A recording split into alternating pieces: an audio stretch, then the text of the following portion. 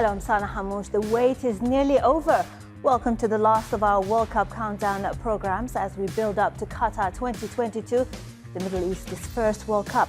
And this month we're focusing on the teams who've qualified from Asia. That includes the host nation Qatar, who have been in a longer training camp than any other team ahead of the tournament. David Beckham played in 3 World Cups. He's being in Doha and is looking forward to the tournament taking place in winter for the first time. What you're going to see on the pitch is probably like no other World Cup. The performances will be top level. We'll take you through to the other 5 Asian qualifiers: Iran, Saudi Arabia, Australia, and Japan and South Korea, who co-hosted the World Cup themselves 20 years ago. And here to talk us through all of that is 4-time World Cup player Tim Cahill and 2022 Qatar ambassador Mohammed Saadon Al Kuwari. Welcome to the show.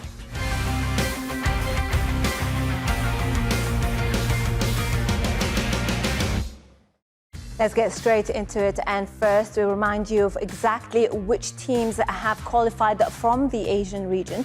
There's the host Qatar, who qualified automatically and are the current Asian champions. Then it's Iran, Saudi Arabia, before moving further east to Japan and South Korea, and Australia, who are also in the Asian qualifying circuit. And here's how those teams fit into the group stage. Lots of interesting matchups, but first let's focus on the host Qatar. Early in October, they took a break from their 6-month training camp to hold an open session in front of fans here in Doha. David Stokes reports. A big welcome for a team with big hopes and big expectations on their shoulders. Qatar's players carry the dreams of a football-loving nation, and they've made a connection with their supporters that they hope will carry them through the World Cup. Amazing, so thank you for everybody who organized these things. It's important to the Jamhur be with the players in this moment, in all the games, to be more stronger. We are so happy to see all these people, all these kids here with us. No, this is what is football for. We are working, we are doing all this to keep the people happy and proud of the country. So it will be very nice if there is this atmosphere in the World Cup games supporting us. Sure, it is going to help us. Every effort has been made for the team to be perfectly prepared. The group have been together for months, taken away from their club commitments.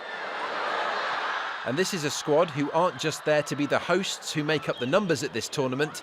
Qatar are the current Asian champions, with high hopes of reaching the knockout stages. I'm confident that the players will give their best in all 3 matches and that we will go through. We will give a performance that will be up to the level of the organisation of this World Cup, and we will make our country proud. This group of players, they show many times that they are very competitive. We know that we are facing 3 very top national teams, very strong. They have history in the World Cups and other competitions, but we also want to try to play our maximum level, and the fact to play at home, we hope that this is going to give us some extra with the help of the people to try to do well and compete at our highest level. The World Cup was always an opportunity for Qatar to put itself on the map. And if their football team can deliver at the tournament, it will leave an even greater lasting legacy. David Stokes, Al Jazeera. Let's take a closer look at the challenge awaiting Felix Sanchez and his team. This is Group A, the first game of the whole tournament. On November the 20th, we'll see Qatar take on Ecuador at Al Bayt Stadium. And then they'll face Senegal before Game 3 against the Netherlands. Now let's talk to our guests. First of all, Mohammed, people who don't know the Qatar national team, what do we expect from this team?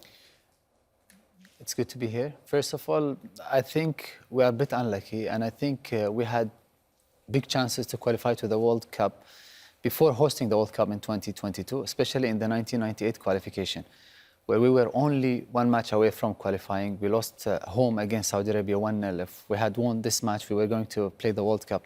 One of the best World Cups ever, I think, is 1998. So we have a legacy. I really, as an athlete, wanted to qualify by the qualification before hosting the tournament. Now we have a great generation, the Asian Cup winners in Emirates in last edition. We have a lot of talents, especially Akram Afif, which is for me is one of the biggest talents in Asia. I think we have a chance because we are playing home. But technically speaking, I think the three other teams, Senegal is the African champion, Holland is a very strong European team, and Ecuador, for me, if we talk football, they are better. But we still have a chance. Always playing home is an advantage. Do you think they'll make it out of the group stages? I think we have a 30% chance, honestly. Against Senegal, it's a very, very tough match. And for me, if Senegal plays the European Cup, they could easily do the quarterfinal. They're very strong. They're playing in big teams, Premier League, La Liga, Calcio. They have very, very strong squad, led by Sadio Mane, who's playing now in Bayern, ex-Liverpool. So I think we have a chance. For me, to get 3 points in the first match against Ecuador is the door to qualify. What do you think, Tim? Do you agree? So I like to look at this differently. I like to look at it. I was the first ever goal scorer in a World Cup for Australia. The fans of Qatar will never forget this moment for the first ever Qatari goal scorer. I promise you. And the other thing that the fans and the country will realise, their biggest moment is when they sing their first national anthem together. I think this will be the biggest celebration, very emotional. And this is what makes football tick. To get your first point in a World Cup, whether it's a draw, whether it's a win, is very important as well. But I look at this as something where this is the first base of progression, because 2026, my thoughts will be, how do we qualify for a World Cup? So the success for me will be looking at it differently, looking at the improvements. They've been in 6-month camp, which is unique, doesn't happen. But I'd love to see them win a game in this group. 4 points for me, 2006, we went through our group. 4 points in 2010, we didn't go through our group. 2014, no points. So what is success? I think for me, success is being at a World Cup. David Beckham played in 3 World Cups for England. His being in Qatar, taking a look at the Aspire Academy, which has produced the majority of Qatar's national team players. Beckham told Al Jazeera that he's excited to see the World Cup being played in the European winter for the first time. I think on all levels, it's going to be great for the fans, for people watching around the world, but more importantly, I think, for the players, to come in mid-season. I know I went into World Cups. I was lucky enough to play in 3 World Cups, and I know that I went into each one of those World Cup playing probably 50 to 60 games in the season. So you arrive, and you never want to use it as an excuse, but it's fact. You are arriving from the toughest league in football and playing that amount of games. So you obviously arrive a little bit tired and mentally, physically. So I think the fact that this World Cup now is, players are coming into this World Cup after playing 25 games in their season. So they're going to be arriving fresh, excited. Their energy is going to be at top level. So I think what you're going to see on the pitch is probably like no other World Cup. The performances will be top level. Beckham was speaking at the Aspire Academy, which was founded back in 2004. And apart from football, it offers scholarships in athletics, squash, table tennis and fencing. While it also has a world-class sports science department. We spoke to Aspire's Director General, Ivan Bravo, who explained the thinking behind giving Qatar's players such a long training camp. Qatar is going to play a World Cup against teams that have pretty much all of their players playing in the top 5 leagues. Statistically, the chance of Qatar beating the Netherlands in a World Cup are very small. So I think also people have to be a little bit realistic about where every country is. Van Dijk plays for Liverpool. Our centre backs play for Tuchel and Al-Sadd. It's a little bit different. Hopefully we can get a little bit of that togetherness that creates a mindset and a spirit and a collective belief that the team is going to go out there and fight with everything they have. And whatever result it is, at least they'll leave everything on the pitch. Tim, as a Chief Sports Officer at Aspire, tell us about the purpose of the Academy and how do you compare it to other facilities around the world? It's quite unique. I don't think there's anything like it in the world. This is a national curriculum for sport, not only football. We have a number of sports from swimming, athletics, squash, fencing, table tennis. And I think for me, learning about Aspire Academy inside, learning the different methodologies, the processes, growth and maturation, and the detail that goes in to the individual. Because of population, it's very difficult to get loads of talent. So it means that what we have to work with it. We have to develop the talent. We have to have talent identification centres, bring the kids in. A national team that's like a club team. And it's not only the facility, it's the talent, as Tim mentioned, but also the expertise that Aspire Academy were able to bring. Someone like Tim with 4 World Cups experience, someone like Raul Gonzalez, Champions League winner, someone like Xavi Hernandez. All the experience with the Premier League, La Liga, Champions League came especially to the football athletes. And for me, this played a very, very important role of us winning the Asian Cup in 2019 for the first time, where the majority of players came from Aspire. But for me, it's not only Aspire Academy, it's the whole Aspire zone, which is for me the best sports city in the world. It's not only the academy, it's the whole city around the academy. And Tim, your beloved Australia will be staying at the Aspire Academy during the World Cup, but they were one of the last teams to qualify. They beat Peru in the Intercontinental Playoffs in June right here in Doha. It will be the 6th time they've competed at the tournament. Australia are in Group D alongside the defending champions France. They also face games against Denmark and Tunisia. Tim, you were with the Socceroos at 4 World Cups. How do you rate this current team? Look, listen, it was a long qualifying campaign and it went all the way to the very end. And we were lucky to qualify. When you look at penalties, you look at Peru as a nation, it was a tough game. So to win on penalties, I was very proud. It was great to be a part of that final qualification with the staff. And even still now, taking on a different role as an executive, I'll be helping the Australian national team with their setup, with their camp, and really trying to help from a high performance level. I'm excited for us, but I think it's more the impact it's going to make on our country for grassroots on just qualifying. It's our 5th consecutive World Cup. We hope to have a great World Cup. I hope they can go further than what I did in 2006 out of the group. And there's no pressure on this group because they're young. And, you know, I think it's just great to be at a World Cup. Out of the 4 World Cups that you've been to, which one stands out? The one that stands out for me was the first one, because it's the first impact that you give your country after 32 years of starvation of the biggest show on earth. And that is so important because we qualified, and it's sort of like, it's hard to explain because we didn't realise, and I didn't realise, even sitting on a bench, what a privilege it was to even attend. To go on and score, it's emotions, it's everything, but I really want to emphasise the feeling of the national anthem. There'll be tears everywhere in the country because it's the moment that you realise what you've achieved, because the build-up's been amazing, this over a decade for Qatar. But also, I think for the country to embrace it and just say, look what we've achieved as a country. It's such a big success. Moving on to Japan and South Korea. They have both qualified 20 years after co-hosting the World Cup themselves. Rob McBride reports. Arriving for a K-League clash at what was South Korea's main stadium for World Cup matches 20 years ago, with the thoughts of many fans now focused on Qatar. Recently we've had good results, so I think we can do well. Seeing the opponents in our group, I don't think it will be easy, but we could get into the round of 16.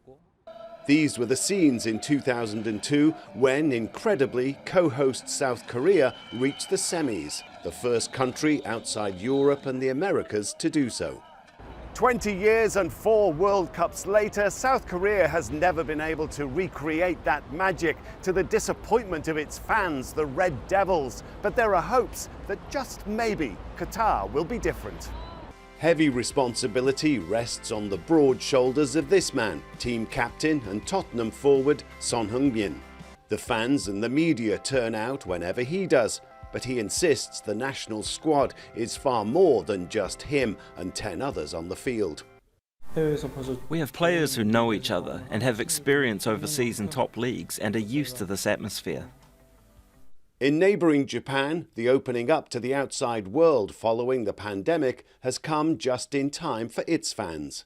As with all spectator sports like baseball in recent months, fans have been following strict guidelines on the resumption of cheering and chanting. In a place that seems to like its rules, with the J-League telling fans how to behave.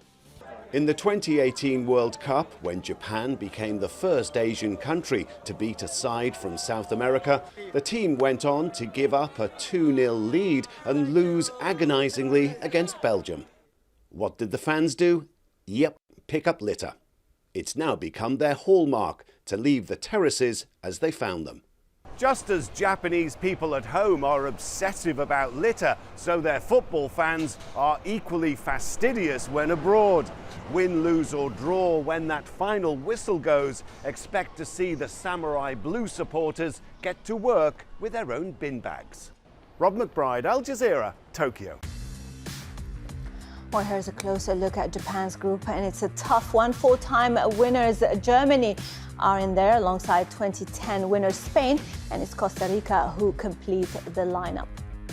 Some difficult games for South Korea as well. They're in Group H up against Cristiano Ronaldo's Portugal, Ghana and Uruguay in that one.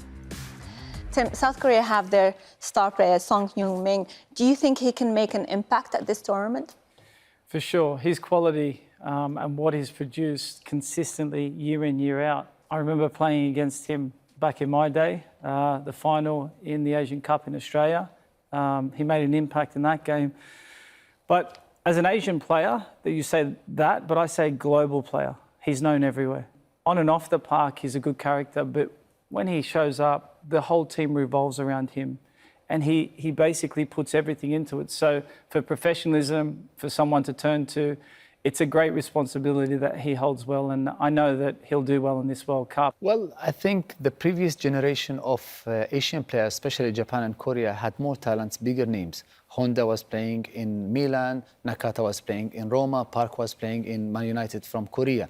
But going back to Son, for me, the level of football he's producing now is unbelievable. Together with Harry Kane, both were able to score 50 goals combined, which is in Premier League is something almost impossible for two players to do. And Tim played Premier League, and he knows how tough this competition is.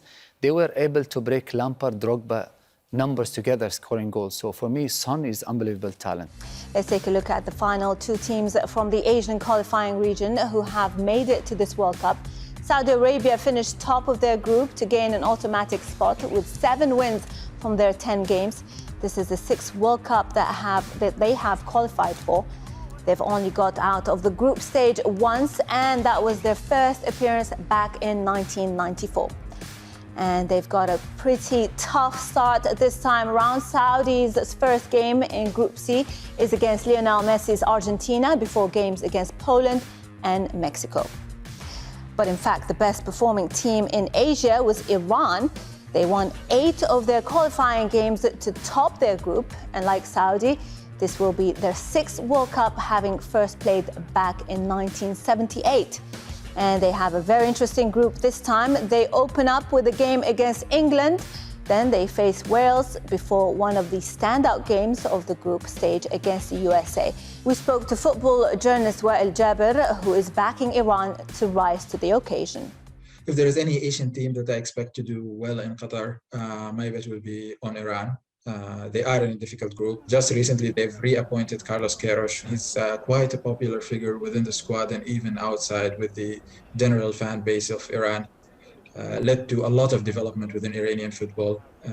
Led them to reach the World Cup 2 times and to come very close to reaching the round of 16 last time. So I think a lot of players have been boosted by his return. They've only reappointed Carlos Queiroz less than 2 months ago. So there were already issues around the squad.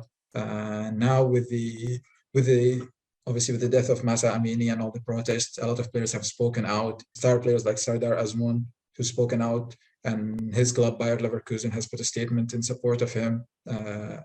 It goes beyond the team. Even legends of football within Iran have been involved in this. Ali Dai, who's the nation's most famous player, he's also been banned from travel, and we've seen his club Hertha Berlin one of his former clubs put out a statement in support for him. So a lot of political issues around the club, around the national team. And I reckon that's something that's only going to intensify with them facing the United States. Iran have played the US and France 98 and they've won 2-1. It was actually their first ever World Cup victory. So that tells you a lot. If anything, Iranian players are mentally very strong players and they do drive a lot of their strength wanting to deliver for the Iranian people. So I think that will only actually drive them to do better at the World Cup.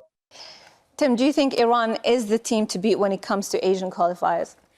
I think I've been fortunate. I've actually spent a lot of time with the Iran national team here in camp, met the previous staff and also know the staff that have just come in, but also spent some time with the players. I think when you look at the team as a squad, highly qualified and technically very gifted. I know the local players, Omid, Shoja. So I know that they're going to do well because they've got a great squad. They've got good depth. They're starting 11, a lot of players playing in Europe. So overall, I think they do. And when you look at the form now of England, I know that it's only practice games. And also even America, Iran will be quiet achievers and they'll create a lot of headways in this tournament. Mohammed, let's go back to Saudi Arabia. Saudi share borders with Qatar, and we're expecting a lot of fans. Do you think they're going to treat this like they're going to have a home advantage? Yeah, I think they'll feel home. I think the last match was held in Lusail Stadium, which was almost the official opening of the stadium between Zamalek from Egypt and Al Hilal from Saudi Arabia. Gave us a fantastic example where around 40,000 people came from Saudi Arabia, and it's just a club, it's not a national team. Going back to the ticketing, we all know that Argentina-Saudi Arabia match was the highest demand game ticket between all the first round games. So it shows how Saudi Arabians are into football. And I think if the stadium was able to hold 120,000 people, it was also going to be full. The 80,000 will be full. It will be one of the most exciting games of the first round. Watching Saudi playing against Argentina and playing against Messi. I was able to visit Saudi Arabia almost 5 times during the past 3 months, and everyone is talking about this match and talking about football, and everyone wants to come and watch and support their national team during the World Cup. In the last week, Qatar played host to the 4th edition of the Street Child World Cup. 28 teams of young people took part all together, representing 25 countries. The United Nations estimates more than 100 million children are living on the streets worldwide, and the tournament aims to give a voice to youngsters who may otherwise be ignored. Egypt won the boys' tournament, and it was Brazil who took the victory in the girls' events. Mohammed, before we go, after 12 years and all this build-up, how does it feel finally that we're so close now?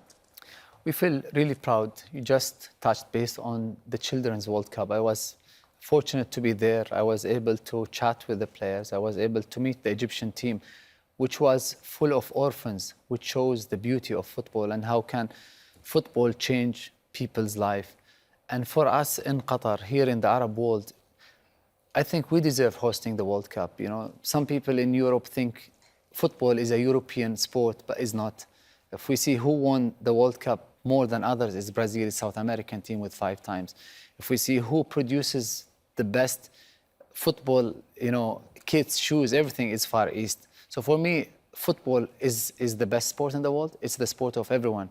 And I think this part of the world has, you know, to have a World Cup at least once in our life. And I think it's going to be the most exciting, the most beautiful World Cup ever.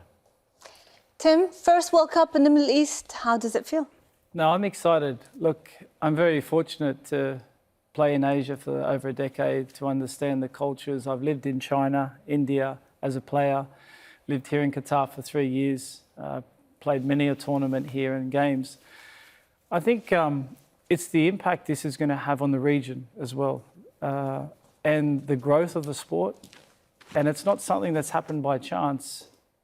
As they've hosted this World Cup, going to host in the 10 years, they've developed the country, they've developed the infrastructure, the curriculum for the schools and also for sport with the Aspire Academy and the national team. And my main thing is to embrace it now, to enjoy it, everyone that's involved, and to look forward on the future, because this is the starting base of the future. And the 2030 project is about, not just football, it's about sport, it's about the country. And 2026 is another World Cup, and that's what I'm excited about, and also the other sports, Asian Games. So it's an exciting time for the region and also Qatar. And where have you ever seen to watch 2 or 3 games in a day? This is going to be really, really special. We'll be lucky to watch games, and we're all going to be stuck in the Maybe studios. 4 games if you have money like Tim to buy a helicopter and to go between stadiums. Inshallah. Well, that's all we have time for. So a big thank you to our guests, Mohammed Saadon Al Kuwari and Tim Cahill. The World Cup kicks off on November the 20th with Qatar against Ecuador, the first of 64 games in total. And of course, Al Jazeera will keep you right up to date every step of the way.